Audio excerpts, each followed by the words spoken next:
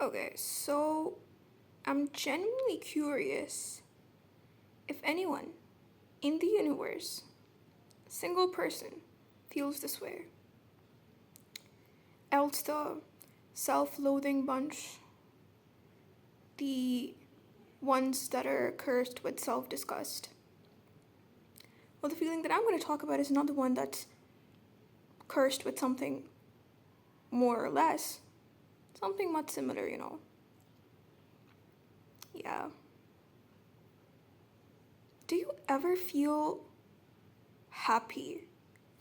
Or do you ever feel a sense of relief when you hear bad things about yourself? That's the most simplified explanation of it. Like, just imagine you are sitting on a table and there's a person that's sitting next to you and they're saying every bad thing about you. And you're digesting it and you're absorbing it. And you feel sparks in your body. You don't want to cry, but you also do want to cry. But you don't not want to cry. No. You want to cry not because it's sad or because you feel bad about yourself,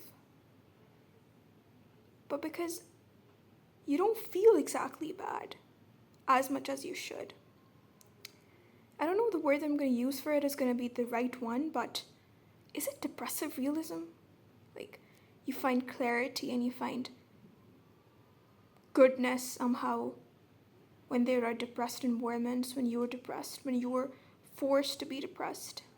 Like the situation I just told, you being, you know, targeted in a conversation badly. I'm curious. This can be a case of a high grade case of low self worth, I suppose. But Fyodor Dostoevsky would disagree. I don't know why I said that. But have you read Notes from Underground? I started reading it and I shut down that book because I couldn't read it anymore. First thing, as you proceed in the book, it gets so deep that you can't handle it. It's so filled with self-hatred and self-disgust. Even if it's not being projected onto you. But it's the person, the way he talks. Anyways. That is it, I guess. Depressive realism. Yeah. Weird ass shit. Why would a person feel good if someone's saying bad shit about them? I should go to a psychiatrist. I always want to go to a psychiatrist, for some reason or not. I am reading this book called The Little Life by Hanya Yanagiara. I don't know if I'm pronouncing his name correct, but I'm sorry, the author, you wrote the best book ever. I don't even know if he's alive or not, but that's such a beautiful book, yet with so triggering themes that I cried a lot. Weirdly, I never cry reading a book. And I did cry reading that book, and in that book, as I was talking about psychiatry, there's a thought that's projected, that's put forward, that although psychology is appreciated, although it is a place of luxury for people who are at a shit place, I guess, in life. But as you delve into it, I feel like it opens more problems up for you. It makes you feel you have this disease and that sickness and that mental disease as well. Like, at one point I believed I had ADHD.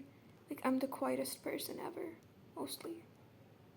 Unless I'm not in my room and you're not in my room. Now, what I actually had to say was unless I'm in my room and you're also in my room.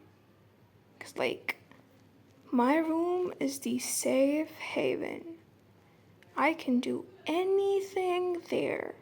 Like, I'm the most extroverted person ever in my room. Even though I cannot explain the philosophy of how someone can be an extrovert in their own room. But I mean, I talk to things, I guess. Yeah, I guess that makes sense. Yeah. Then I also once diagnosed myself with PTSD. Can you believe? Post traumatic stress disorder. It comes with, some highly triggering, mature situations that happen to you. But I was triggered by something. Like, if I had thought about it, I would start crying. But that was not PTSD, was it? That was just me being a dramatic, hormonal teenager, is the explanation I gave myself. Yeah. What else did I believe about myself? Well, depression is something I think everyone believes about themselves, and everyone is at one point or another. But I feel like depression is a part of human nature. It's just good at hiding itself. Depression. Yeah. Yeah. So, in these 6 minutes, I've concluded that I have depressive realism, and I wonder if other people also. No, I have depressive realism. That's not a grammatically correct sentence. I am indulged in the fantasies of depressive realism. How about that? And that I wonder if other people also do this. And I also wonder if this is a high grade case of low self worth. But this patient also does not care, does not give a shit. Yeah.